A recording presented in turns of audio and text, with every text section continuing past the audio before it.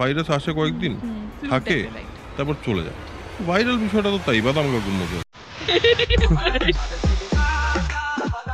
আজকালকার যুগে যেখানে পিপল আর অলওয়েজ ইনটু সেন্সেশনালাইজিং, মশালা চাই, ড্রামা চাই, don't you think that people have this thought process দ্যাট আজকে যদি আমি ওটা না করি আমার রিলস ভাইরাল হচ্ছে না, তাই জন্য হয়তো তাদের কোনো কন্টেন্টের এসেন্সটা হারিয়ে ফেলছে তারা।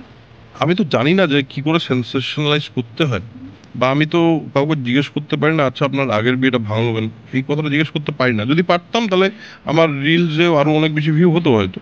কিন্তু আমার রিলসেও প্রচুর মিলিয়ন মিলিয়ন ভিউ আছে, যেখানে একটা মানুষ তার নিজের লাইফের কোনো একটা কোর ইমোশন নিয়ে কথা বলেছে, বা তার লাইফের কোনো একটা ভাবনা সে শেয়ার করেছে। আমার মনে হয় সমস্তরই দর্শক আছে, যেমন সেন্সেশনের দর্শক আছে, তেমনই অথেন্টিক কনভারসেশনের দর্শক আছে।